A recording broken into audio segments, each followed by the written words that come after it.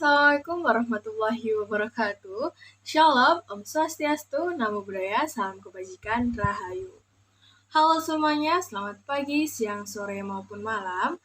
Perkenalkan, aku Rafika Oktara Madani dengan NBI 11524000207.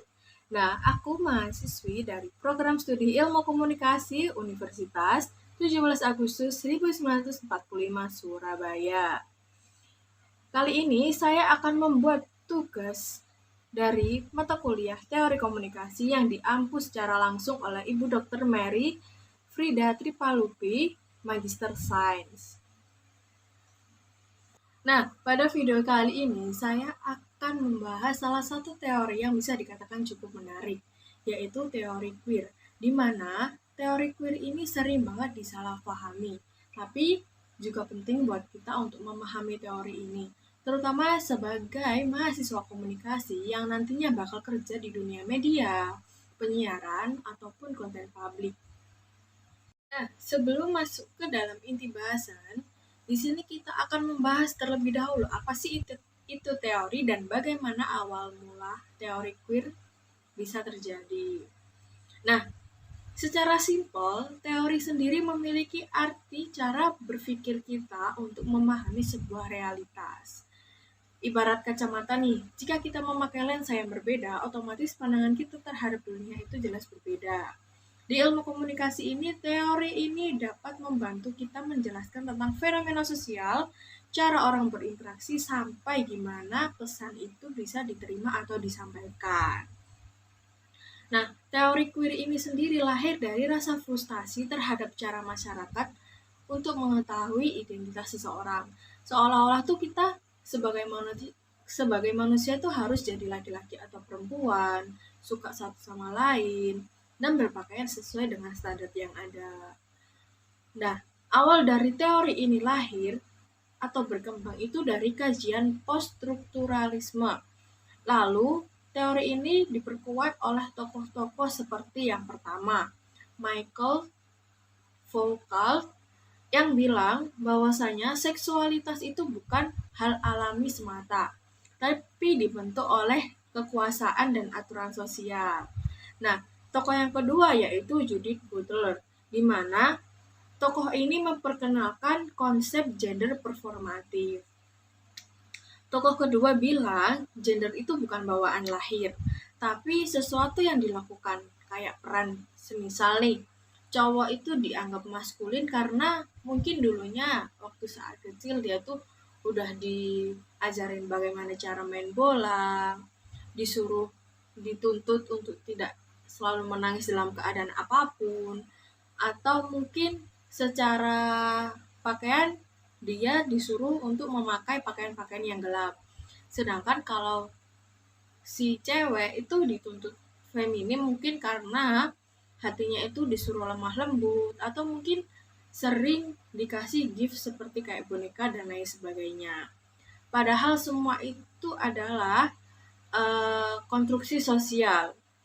Makanya tuh bisa aja seseorang lahir sebagai laki-laki tapi mereka nggak cocok dengan peran maskulin yang diwajibkan oleh masyarakat setempat. Begitupun dengan cewek yang nggak suka dengan peran feminim itu sendiri. Di video kali ini atau di menit kali ini kita akan lebih berfokus membahas apa sih itu teori queer. Nah, pada zaman dahulu queer itu memiliki konotasi yang negatif atau hinaan yang membuat orang yang berbeda dari standar masyarakat.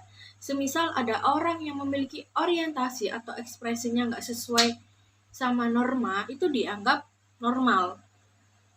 Tapi makin kesini, pada zaman sekarang, banyak orang yang ngereklaim bahwasannya itu atau mengambil alih kata itu. Mereka ubah arti negatif itu menjadi bentuk keberanian atau pengakuan identitas seseorang. Secara umum, teori queer ini menjadi istilah payung, di mana orang-orang yang identitas gender atau orientasi seksualnya nggak sesuai sama sistem binari yang kaku, kayak harus kayak cowok atau cewek, harus suka lawan jenis, terus harus tampil sesuai dengan standar yang ada ya. kita sebagai manusia atau sebagai masyarakat harus mengklaim, harus menggarisbawahi bahwasanya teori queer ini bukan soal LGBT. Lebih dari itu, teori ini tuh memiliki cara yang berpikir beragam. Yang pertama, kita harus menolak kategori yang terlalu kaku.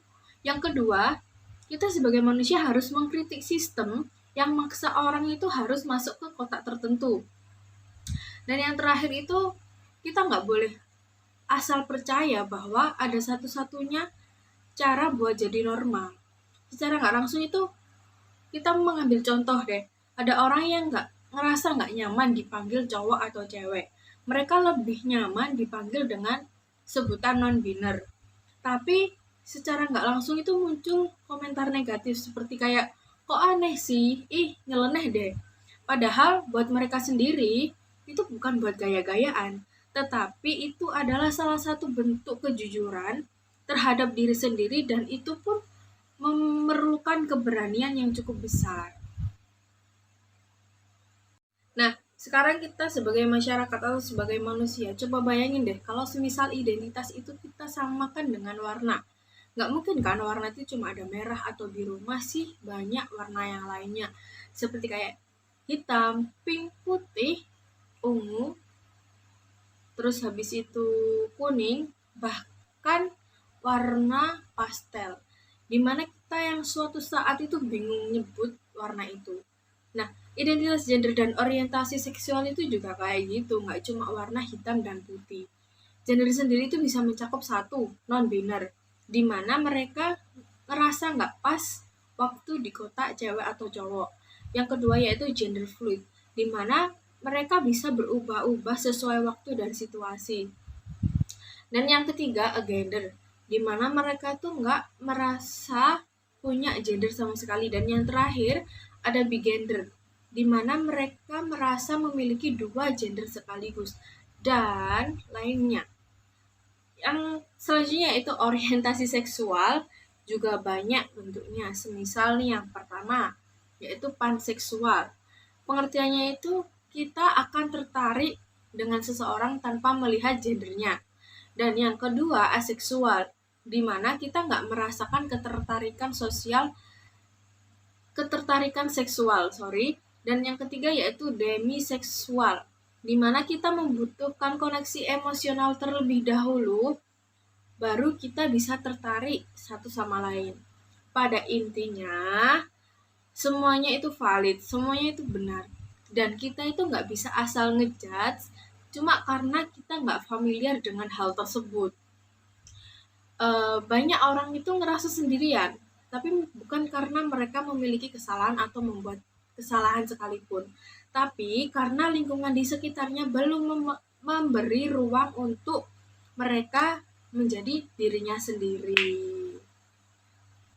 Nah, selanjutnya kita akan membahas bahasan yang mungkin bisa dikatakan cukup relate dalam kehidupan sehari-hari, yaitu media dan budaya pop, di mana media itu memiliki power yang besar banget dalam membentuk cara pandang masyarakat, termasuk salah satunya yaitu soal identitas. Sebagai contohnya yang pertama yaitu Eric Evian di Sex Education, di mana memiliki makna ekspresif flamboyan, tapi kuat dan punya suara. Dan yang kedua yaitu Sam Smith dan Janelle Monáe, di mana dua musisi besar yang sering dikatakan mereka itu non-biner. Nah, di sini mereka itu ngasih kita pesan yang cukup kuat, jadi diri sendiri itu bukan soal kelemahan, tapi itu bisa jadi kekuatan untuk kita di kemudian hari. Tapi di sisi lain juga ada yang bilang media itu juga sering keliru ngasih representasi. Kadang karakter queer sendiri ini cuma jadi pelengkap atau malah jadi bahan lucu-lucuan. Jadi korban secara terus-menerus atau jadi karakter yang selalu dikasihani. Teori queer ini jarang banget dikasih peran yang sebagai tokoh utama atau sebagai tokoh yang utuh serta kuat. Nah, teori queer ini juga muncul untuk ngasih kritik terhadap presentasi yang seperti itu, supaya diharapkannya media itu lebih adil, lebih sensitif, dan memperkuat stereotip yang merugikan. Tapi ya, seperti teori-teori kritis yang lain, teori queer ini juga di mana teori yang nggak lepas dari kontroversi. Banyak yang bilang bahwasannya teori ini tuh nggak jelas, teori ini tuh terlalu bebas, dan teori itu nggak sesuai dengan budaya kita. Teori ini juga bikin orang jadi bingung sama identitas sendiri. Jujur aja, mungkin kita merasa kayak mewajari kalau ada yang mungkin dari salah satu tokoh itu merasa asing. Karena apa? Karena teori ini itu mengajak kita untuk berpikir di luar kebiasaan. Tapi itulah justru poin pentingnya dari teori ini. Teori queer itu bukan ngajak orang berubah demi tren, demi untuk melakukan tren-tren yang sedang hektik di tahun ini atau di waktu ini, tapi teori ini tuh lebih ngajak kita lebih ngerti dan lebih terbuka terhadap kenyataannya bahwa manusia itu memiliki banyak keberagaman. Nah, kesimpulan dari teori queer ini adalah teori queer ini bukan tentang benar atau salah. Teori queer ini membuka pikiran kita bahwasanya dunia ini luas. Cara orang mengekspresikan opini atau mengekspresikan dirinya sendiri itu nggak bisa diratakan ya teman-teman. Identitas itu kompleks. Dan sebagai mahasiswa ilmu komunikasi, kita mempunyai peran yang sangat penting di sini. Bukan buat ngejudge, tapi sebagai jembatan pemahaman. Semoga setelah menonton video kali ini, teman-teman itu menjadi lebih aware, lebih empati, dan lebih menciptakan ruang untuk inklusif untuk bagi semua orang. Makasih banget buat teman-teman dan Ibu Mary selaku dosen mata kuliah teori komunikasi sudah menonton dari awal hingga akhir. Saya Rafiq Okta Ramadhani, mahasiswi Prodi Ilmu Komunikasi, Fakultas Ilmu Sosial dan Ilmu Politik, Untak Surabaya, pamit undur diri. Sampai ketemu di video pembelajaran selanjutnya. Dah.